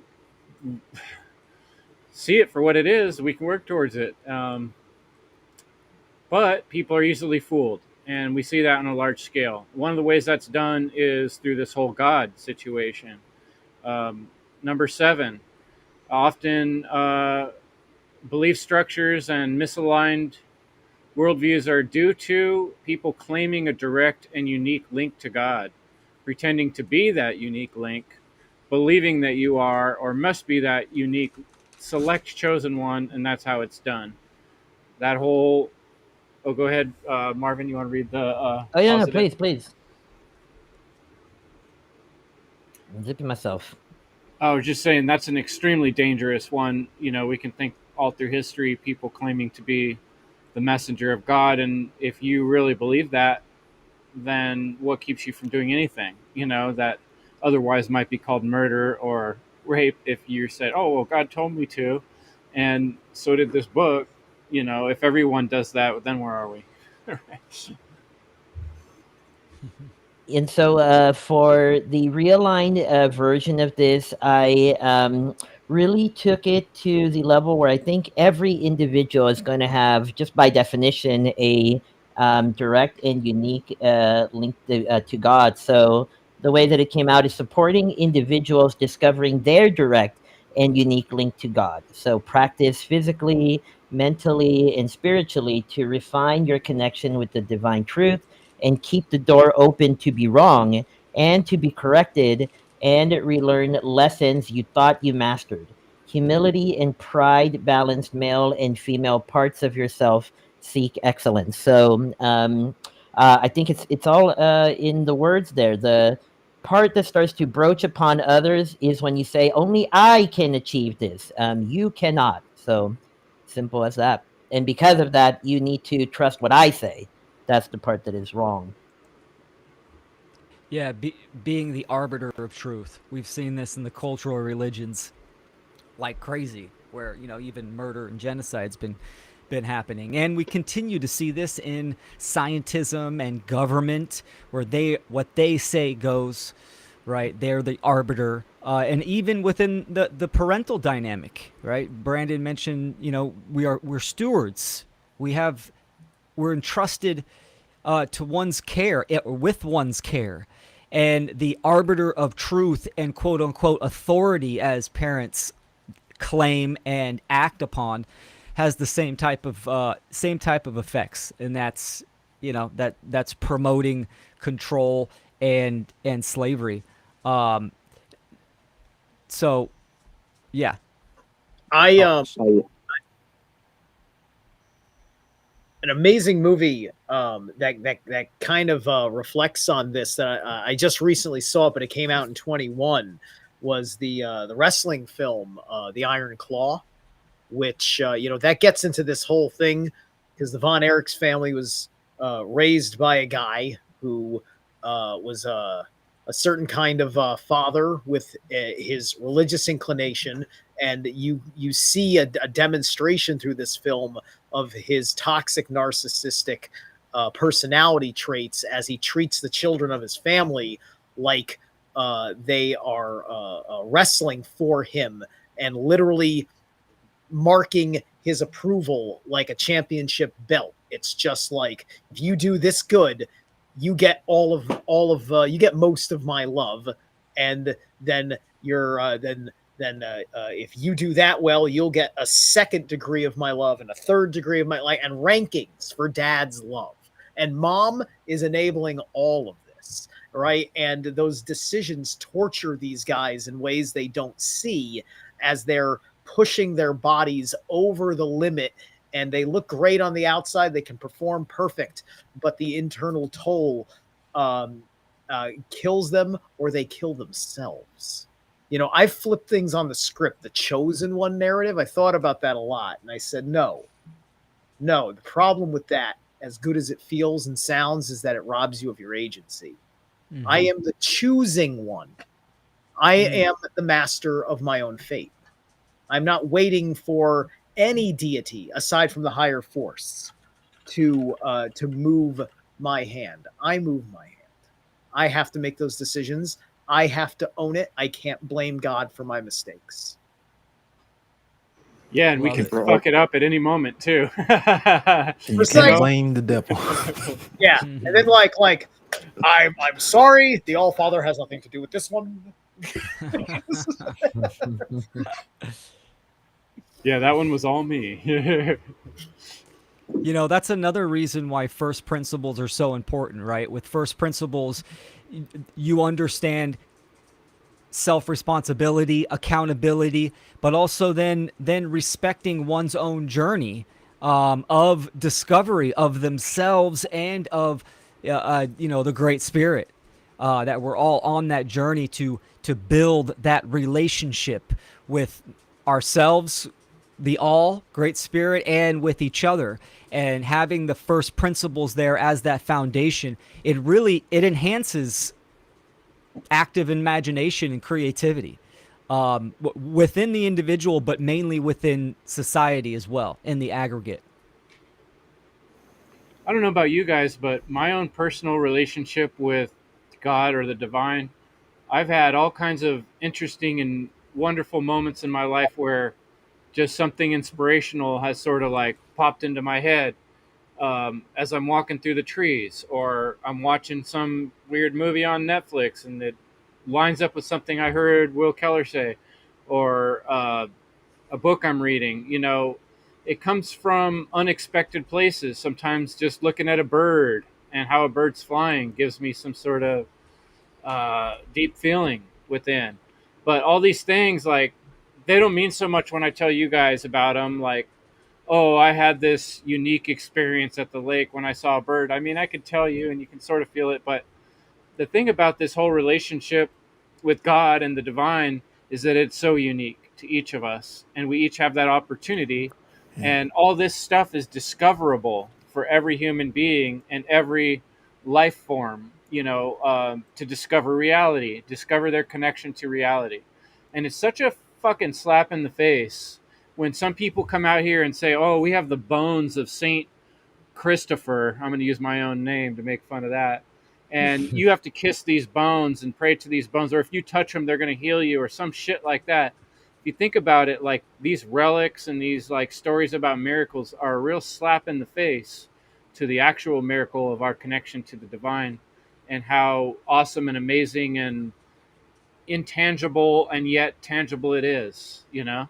It's a deeply like perverted exploitation of necromancy, right? Like, necromancy is not supposed to be evil. Necromancy is like, I miss my grandma, I'm gonna go to the burial mound and leave an offering for her. I want to feel connected with the spirit, maybe get some ancestral wisdom, right? Like, this is, these are aspects of necromancy. Some of it can be a little bit more extreme, but at the same time, a neutral practice can be used for good or for evil. And you're looking at quite the exploit for evil with the way they do it in their system. Mm-hmm. Great point.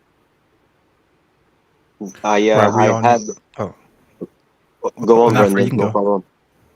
So I had a guest on the Libercast not long ago, and she was a Christian from the Adventists of the Seventh Day.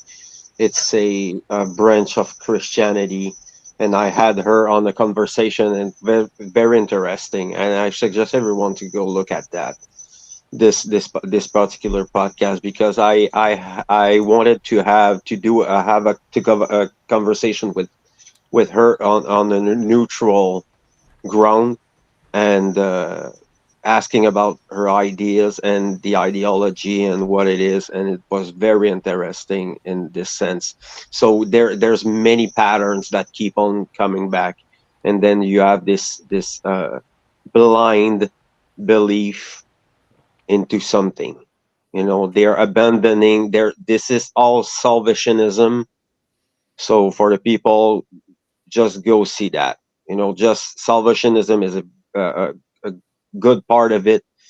People have to abandon themselves to something untangible, and there's some cult aspect to it. Depends on what denomination the people choose, but essentially there's a lot of fear, the fear porn. This fucking if you're not doing this, you're not gonna be taken by Christ, and everybody else is dirty, and things like that. Things that keep on coming back, and there's even a passive aggressive uh, uh, uh, in the conversation. This is not an aggressive conversation, but it's a really passive aggressive approach, and it's very telling from where the people what they believe they become and what they are. There's a very big difference between the two. The perceptions are very powerful when it comes to religions and cult creeds.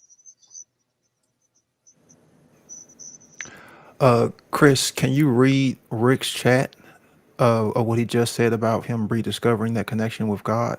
Because that's what I was going to say. Because we all, like we all have that connection, but some of us may just have to rediscover it more. And that connection is going to be unique to the individual.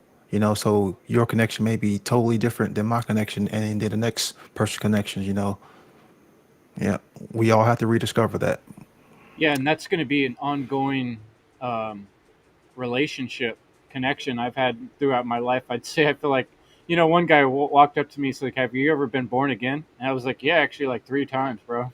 And I'm not joking. I'm totally serious. I feel like at least 3 or 4 times in my life, I've like really thrown away a lot of my past belief systems and restructured them and started kind of fresh, a few times. If you're not willing to do that, that's the fire of alchemy. That's part of the process of uh, rebirthing yourself into becoming anew. Our body, every part of it, I've heard in 7 years, changes itself out. It's not the same skin you had 7 years ago. You shouldn't be the same person you were 7 years ago. If you're growing, everything else is growing. If it's not, it's dying. And that's the two things that we have in life that are constant. But, ultimately, the last worldview thing to be discussed is occulted truths. And occult, if you don't know, comes from oculus, to see. So things that are hidden are occulted. And part of the reason, the primary reason why we as humans are in the situation we're in, dealing with so much evil on our day-to-day basis, and so fractionalized and so cut up and confused with all these religious belief systems, is because we don't understand the truth behind it all, the principles, the hermetic principles like Fred brought up, and the things like Zeralath brought up, the objective ability to look at things with the bigger mind, right? So the will of the great all can be discovered. It can be discovered within ourselves on a personal level, and then we can share that with others. And that is what we're trying to do here. And the main gist of the show is do that work inside, and then teach, share, learn with others until we all understand natural law, and we don't have to be fooled by the workings of the dark occultists who are trying to occult the truth that we can discover for free within ourselves. And we don't need anybody else but ourselves to do that. We just have to be willing and have that intention. So go around. Any last thoughts on that? And then we'll close it up for the evening. people can tell when others lie, and they feel it. They even show that they feel it, like they can sense it. The part that is really difficult is to then call it out from there. So for me, when I read The Teaching Occulted Truths, is all about almost like fighting against my own fear, so I can take that next step of calling out and observing what I see and training myself to do that as comfortably as I can. Just that's it. Yeah, I'll dive in for closing statement. I really like how you have teaching occulted truth, right? Teaching occultism. We're talking about the science of the psyche and nature that's been hidden from the public's awareness.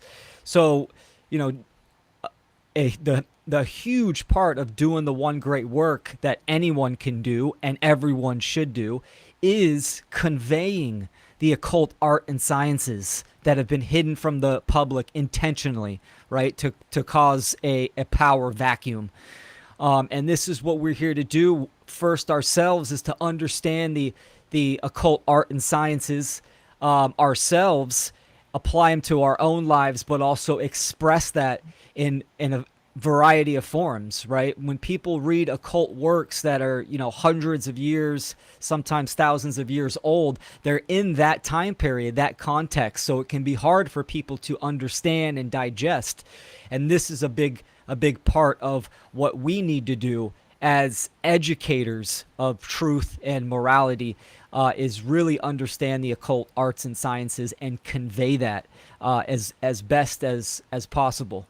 And this is why I propagate, the worldview of animism, because animism has that balance of objectivity and subjectivity. It's not one or the other. It's I am having a subjective experience in an objective reality. The objectivity is reality and how it operates, but yet I am having my individual experience. So I'm going to have my own self-discovery and relationship with creation and my relationship to the world. The Native Americans always referred to everything, rocks, plants, animals, humans, as relatives. And they still do that. I know, indigenous peoples that say, hey, what's up, my relative? They do that on all matters because you understand that we are all connected. We are all together in this objective reality.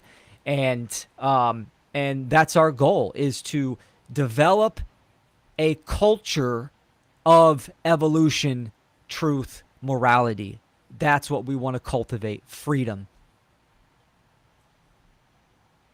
I'll put my parting words on it is that the thinking should always get us to a point where you've figured out how to have people in your world like not on the internet. I love all you guys. I wish we all were like locals, I wish you're all townies and we could all just do this like in a public square somewhere and have a conversation and people can just eavesdrop walking by in the street, and then we're a demonstration of something because we get to do things all the time together, right? You have to kind of poke for that. I've got some people here that are a little bit like that. They're not like all the way like us, but they're doing all sorts of stuff in holistics and everything else, and it helps me see the idea for how I would want to carry this level forward, right? So because to beat their social credit score, we have to have a social credit score. We have to have a worth, so that way a lot of people have just enough courage to separate because they have something that looks interesting and safe over here, right? And we work out in the open and we work with none of the obfuscation and the manipulation, and we'll realize that it's not some weird thing that's trying to like separate you from, like, you know, happiness and joy and get you away from your family or something weird like that, like what cults do, right? So we get out there and we live it as the example unto the higher force, and it'll catch on quickly.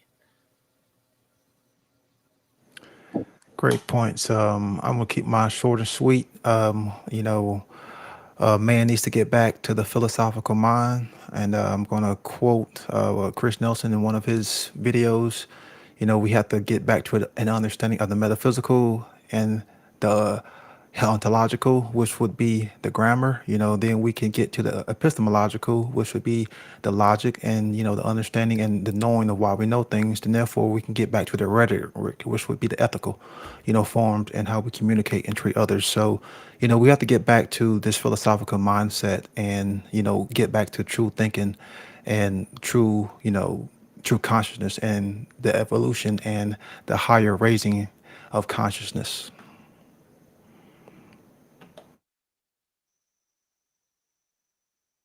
So usually I'm saying always the same thing. For the people who are dormant, for the people who have this flame inside of them and they're not doing anything, but it's the time is now. We need people involved into sharing this precious,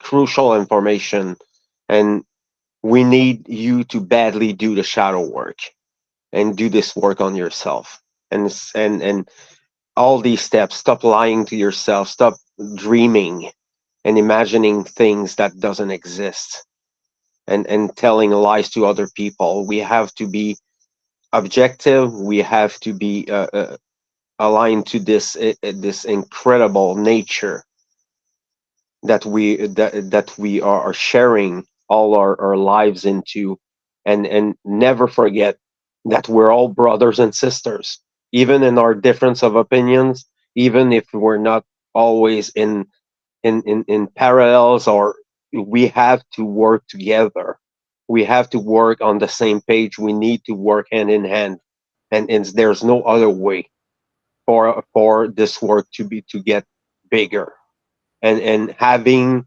the result that it deserves, because we're not doing it for money, we're not doing it for a materialist thing. We just want freedom and love and care. Here we go. Beautifully well put. Thank you, Fred. Jerry, any last words? Yeah, thank you, Fred, because you made me think how important freedom is, because it's the most important thing in the world. Material things don't matter, freedom does. So I guess like what I'm trying to say is they don't matter as much as freedom. Freedom is the number one principle. It's like the thing we should all be striving towards. So thanks for reminding me of that, Fred. Now I wrote some notes here just to finish this off. Sort of like Will Keller says, right? Like simplify the profound. I almost think of like the ARC 2.0. It's like our job should be to sort of simplify the profound, give them like something they can bite on, like bite onto, and but it's not too much, I guess, if that makes any sense. And then you should like be delivering the message like you're talking to a friend, so not like, I don't know, seeming salesy, for lack of better words.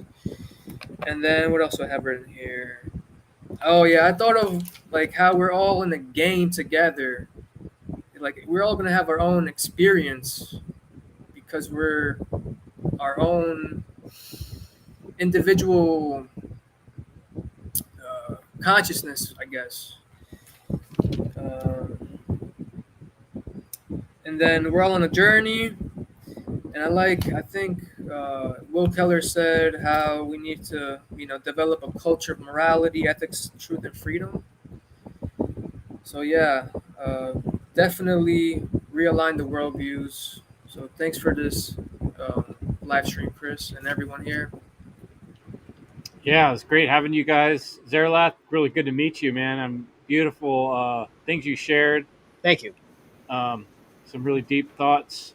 What was the name of the author you shared a couple times? The book you've been reading on your show? Oh yeah. Martin Heidegger, Being Heidegger. in Time.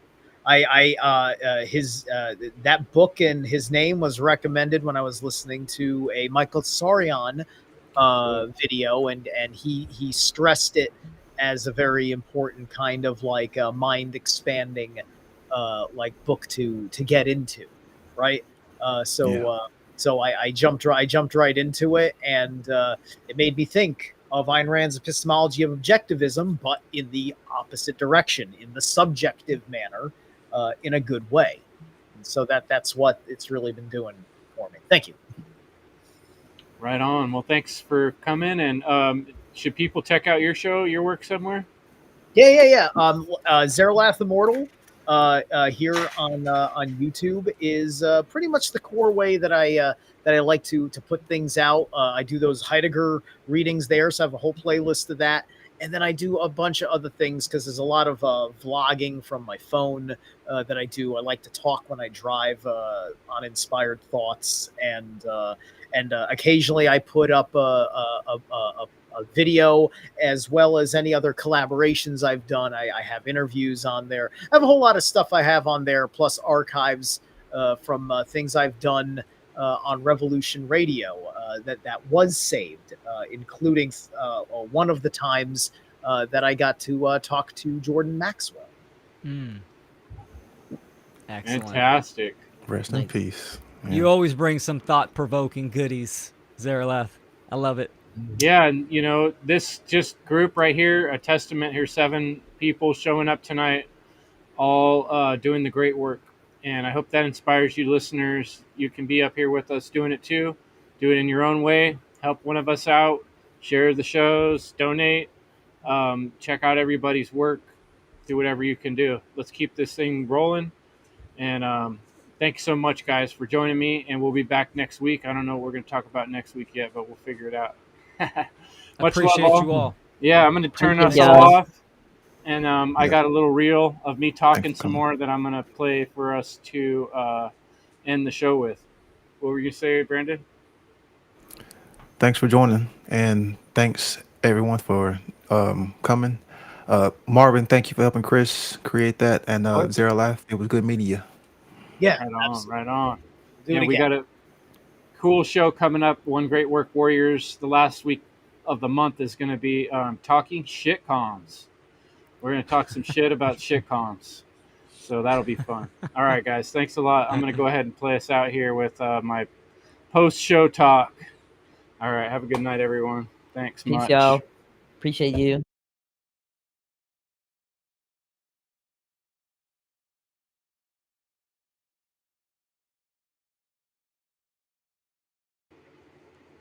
I think people form their worldviews oftentimes between the time of being like 8 or 9 years old to the time that you're in your early 20s, for the most part.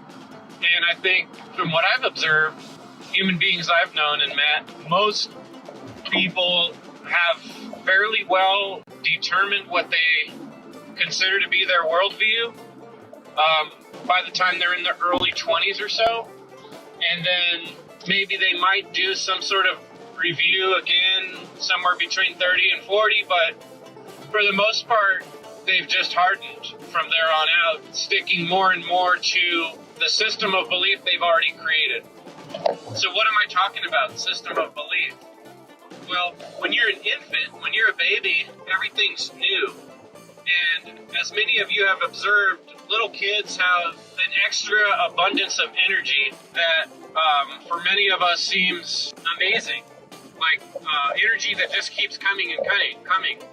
And this is part of the generative growth process of a human being. Your naturally just supplied with the extra level of energy in order for your body to grow and learn. What happens though is, can you imagine again being an infant and taking in all this information from the beginning, like basic things like gravity, when you open and close your eyes, when your hands touch things, like you're distinguishing all these things one from another, and you don't even have the concept that it's you that's distinguishing them yet. That takes time. That takes years of testing and being like, hey, every time I do something with my hand, something happens out there in the real world, and there's consequences to that.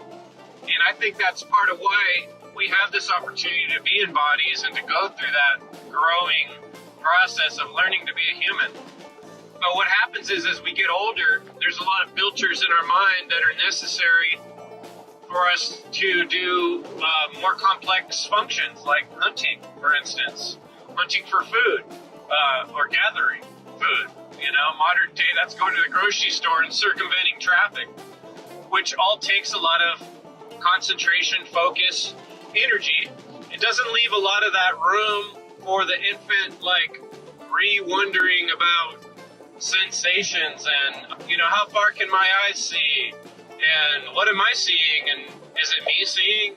Like all these like basic questions you only ever experience again if you do some hardcore drugs, like doing some heavy peyote or mushrooms or something like that.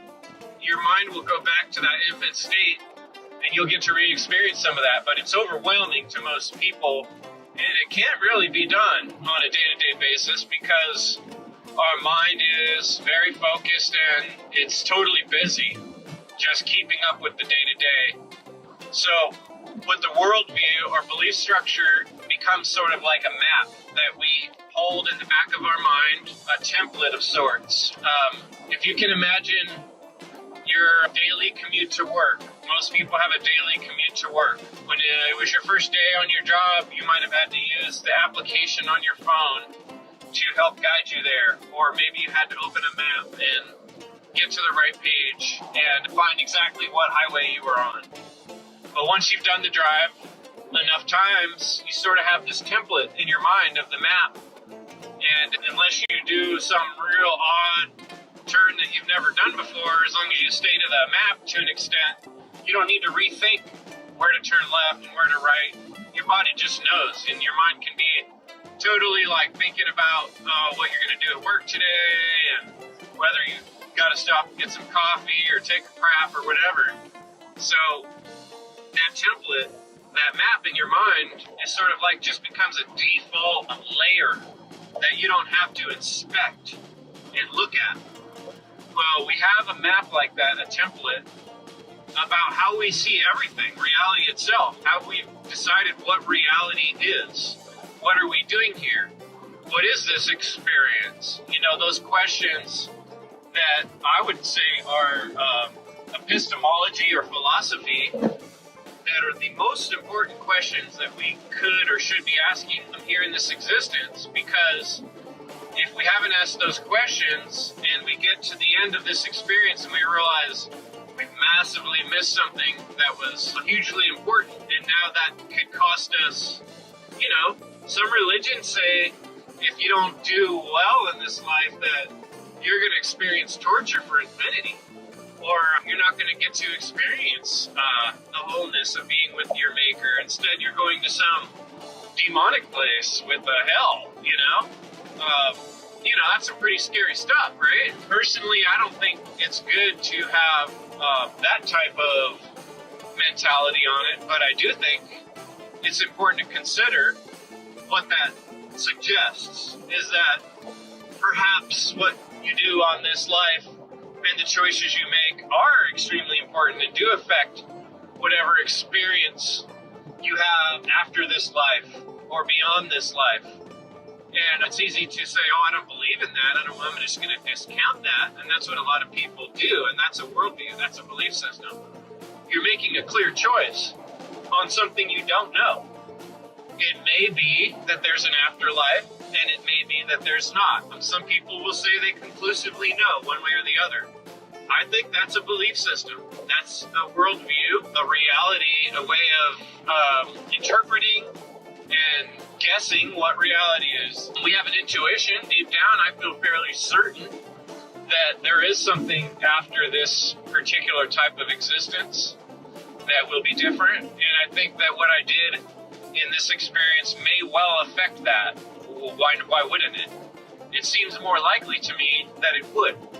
So I'm going to work forward just because that's good logic, and it's also intuition. So it's a combination of left and right brain thinking. And I don't need to know, really. Like, if I live a really positive life and I feel good about who I am when I die, maybe it's worth it just for that. If there's nothing after that, just for that. Because as I was living a life full of purpose and moving like an arrow, not an error, through my life, there's a feeling of production, of getting something done, of working towards some purpose. And I meet other people on that path that have a similar drive, and we really hit it off, and we have these amazing relationships and conversations. So it's worth it in every way to live as if there's something coming up that's worth it, and that there's reason behind this life. But it can't be necessarily proved unilaterally, and we don't really know, even if it does say in some ancient book. Even if our intuition does tell us, we still have to have a healthy bit of doubt. Otherwise, why would we have doubt? You know? And I think that's what kind of keeps us safe from getting too convicted on things we don't know. Things we say we know that we really don't know are lies. And a belief and a lie are very similar, and they start to bleed together. So you don't want to base your actions on a whole system of how you've interpreted and defined reality that is missing something really important. And you're going to go forward, live your whole life. To me, that's like going into a war and not bringing the bullets for your gun. Or going to cross a bridge and not knowing if the bridge actually goes to the other side of the gorge, you know, or getting in on a boat out in the ocean and not knowing how to fix a boat, not having enough gas, or not bringing a life jacket or fire extinguisher. Like, it's dumb. It's dumb to live your life on preset conditions that you've decided that you know, or someone's told you that you don't really know. And the person that told you could be just telling you so that they kind of get a one-up in their life, because now they have an advantage. You're willing to do things for them, or give them things, or follow their orders, because they've set up this sort of structure of belief in your mind that that's just what you should do. And you're doing it just because of, like, a monkey see, monkey do, everybody else is, but not really considering it deep down for yourself that, well, there's a strong possibility that other human beings, perhaps in this lifetime or over multiple generations, have worked out ways of manipulating and corrupting other human beings around them in a massive way. Just like we've developed all kinds of sciences and engineering practices. So why wouldn't people engineer the way we engineer bridges and the way we engineer roads and every other thing? Why wouldn't they engineer ways to manipulate people and to control their thoughts and to get them to do things for them? It's silly to think that people haven't done that, especially when there's so much evidence that people have done that. All through time, there's evidence of conspiratorial agendas and multi-generational conspiratorial agendas to corrupt, control, manipulate mass groups of people. So we know this to be true, and yet it's underestimated. And folks are so quick to take another pre-created belief system or a written down thing and just hold on to it so tight, like they know it's true, without properly having that level of doubt and skepticism that's necessary to even things out and to make a lifetime decision of what am I going to do with my time in my life? At what point am I going to stop and reanalyze that I could have been wasting a lot of time and energy in my life doing things that are actually unproductive and that are actually working against what the divine creator, the all's mind, really wants. Now, if you don't believe there's an all, and you don't believe in the Hermetic principle concept of mentalism, you're very lost, right? And that's weird to say if you don't believe in that, right? Because I'm saying on the other hand, don't believe in things. And but on that, I think it's important to accept it as a very probable and likely truth, because there's so many ways to experience that. And that's like the only thing that in the world, in reality, that is on that nice edge of you should believe it to an extent, but don't believe it too much. You got to keep questioning it and wondering how it works and what it is. But are you questioning whether there is a such thing of reality? Whether you are living, whether you are alive? Because that's what I'm talking about. That life, that spark of life that we are feeling, that there is a fucking certain truth. That there is this mentalism, because there is this intelligence that we are experiencing that does not come from us. It was birthed when we were born. It was already there. We can see it already there in other people. That is recognizing something that's there. It's not believing something that could maybe be there and maybe not be there. Intelligence and creation and life itself, the spark of life, those things are self-evident. You don't need to question them very much. That's like the one thing that change, death, and life, the reality of life are things we really don't need to question and doubt of the way we do everything else. So I understand why there's a lot of confusion there, because that is a mystery and that is confusing. Because on the one hand, we're saying, don't believe, don't just take things on faith, but the whole idea of God and this great creator and divine all, there is a level of, wow, that's really hard to get my mind around. It's something bigger than I am. It seems somewhat impossible to me, or, above possible, if that was a word. Ultra possible, it seems like I can't even quite imagine the whole thing. But I can imagine the intelligence that I have and the intelligence that other people's have. And I can also recognize that that's something that comes from this whole, whatever this is, this whole reality. And this reality has something very unique that can produce intelligence. And that there indicates that intelligence is analogous, it's symmetrical, it's parallel, it's a part of everything. It exists before we do. We don't create the intelligence creates us. And Alan Watts says, like a fruit doesn't grow from a thorn, right? And so how does the intelligence and the heart and the love that's in each one of us come from nothing? That just doesn't make sense. Nothing comes from nothing. Things come from something. Things come from something else.